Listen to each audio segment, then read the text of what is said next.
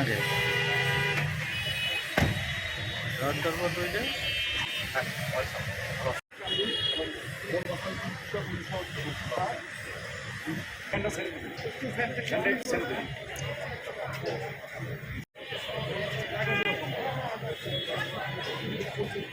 কিছুই লাগবে না।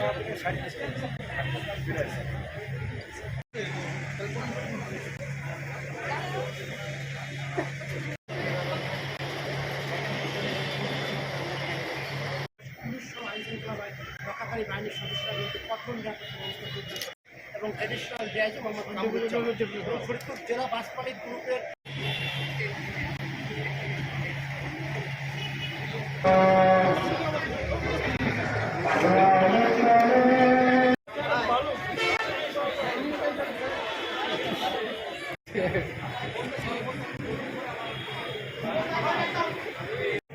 উনি আসছে তো মানে ওনার বেস ব্রিফিং দিয়ে একটু লেট করা হয়।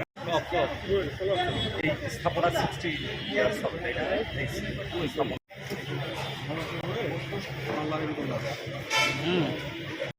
ঠিক করে দেন। শারদীয় দুর্গাপূজা সেটা মহাষষ্ঠীর মাধ্যমে শুরু হয়েছে। আজকে হলো মহাষ্টমী, বিজয়া দশমীর মাধ্যমে শেষ হবে। এই যে প্রক্রিয়া 5 দিনের, সেটা হিন্দু সম্প্রদায়ের ভাই বোনেরা যাতে নিরাপদে নিরবিচ্ছিন্নভাবে সম্পন্ন করতে পারে, তার জন্য অন্যান্য আইন শৃঙ্খলা রক্ষাকারী বাহিনী, পুলিশ, সেনাবাহিনী, বিজিবি, আনসার সবার পাশাপাশি র্যাপিড অ্যাকশন ব্যাটালিয়ন 3 স্তরের নিরাপত্তা ব্যবস্থা গ্রহণ করেছে। আপনাদের অবগতির জন্য আমি জানাচ্ছি যে র্যাপিড অ্যাকশন ব্যাটালিয়ন 10-এর আওতায় 34টি থানা আছে। এই 34টি থানায় মোট 1242টি পূজা মণ্ডপ আছে। তার মধ্যে আমি যেটা দেখেছি যে ফরিদপুর জেলাতেই আছে 757টি পূজা মণ্ডপ। অর্থাৎ ফরিদপুর জেলাটা কিন্তু খুবই গুরুত্বপূর্ণ। এখানে অনেক সংখ্যক পূজা মণ্ডপ আছে। এখানে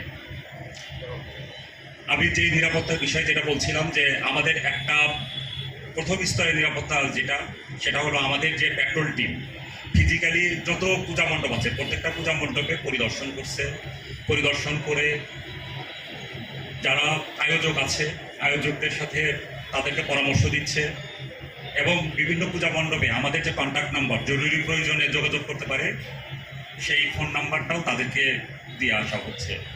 আর দ্বিতীয় স্তর হলো আমাদের ইন্টেলিজেন্স টিম সিভিল পোশাকে তারা বিভিন্ন পূজা মণ্ডপ পর্যবেক্ষণ করছে। পূজা মণ্ডপের আশপাশ এরিয়া কেউ যদি কোনো প্রকার অসাম্প্রদায়িক কর্মকাণ্ড যদি ঘটাতে চায়, সাম্প্রদায়িক সম্প্রীতি যদি বিনষ্ট করতে চায়, তাহলে সেই তথ্যটা আমরা খুব দ্রুত পেয়ে যাব। আমরা সেই অনুযায়ী ব্যবস্থা নেব। আমাদের আরেকটা স্তর সেটা হলো আমাদের প্রতিটি ক্যাম্পে এবং ব্যাটালিয়ন হেডকোয়ার্টারে আমাদের পর্যাপ্ত সংখ্যক ফোর্স আমাদের স্ট্যান্ড বাই থাকে, যে কোনো সময় যে কোনো পরিস্থিতিতে তারা যাতে ডিপ্লয় হতে পারে। আমার পক্ষ থেকে যারা আয়োজক কমিটি আছে প্রত্যেকের প্রতি আমার নিবেদন থাকবে যে আপনাদের পূজা মণ্ডপ যেন সবসময় আলোকিত অবস্থায় থাকে। রাত্রিবেলা পূজা মণ্ডপে সিসি ক্যামেরাগুলো আপনারা পর্যবেক্ষণ করবেন যে সিসি ক্যামেরা যেগুলো লাগিয়েছেন সেগুলো ঠিকভাবে ওয়ার্ক হচ্ছে কিনা, কোনোভাবে ডিসকানেক্টেড হচ্ছে কিনা। তারপরে আপনাদের যে ভলান্টারি টিম, সেই টিম বিশেষ করে রাত্রিবেলা রাত 12টা থেকে সকাল 6টা পর্যন্ত যখন পূজা মণ্ডপে মানুষের সংখ্যা অনেক কম থাকে, দর্শনার্থীর সংখ্যা কম থাকে, সেই সময়টায় একটু বেশি ভিজিল্যান্ট থাকতে হবে।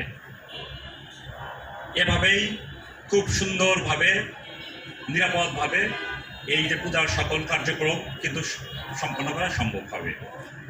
আর যে কোনো প্রয়োজনে আমাদের কন্ট্যাক্ট নাম্বার দেওয়া আছে। আমাদের প্রত্যেকটা থানায় একজন করে ফোকাল পয়েন্ট নির্ধারণ করা আছে।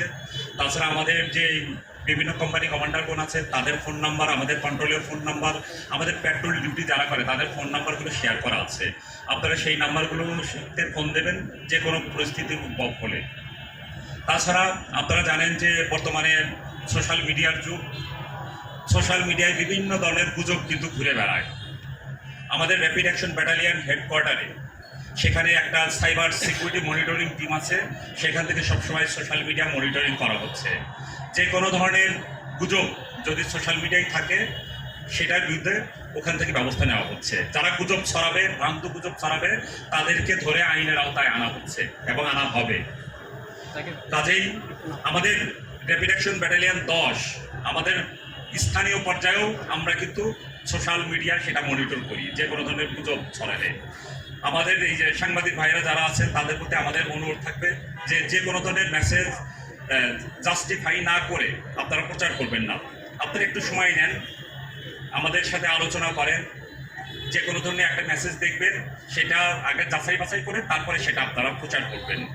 আমরা সকলেই গুজব থেকে আমরা দূরে থাকি, আর যারা গুজব ছড়ায় আমরা তাদেরকে আইনের আওতায় তাদেরকে সোপর্দ করি।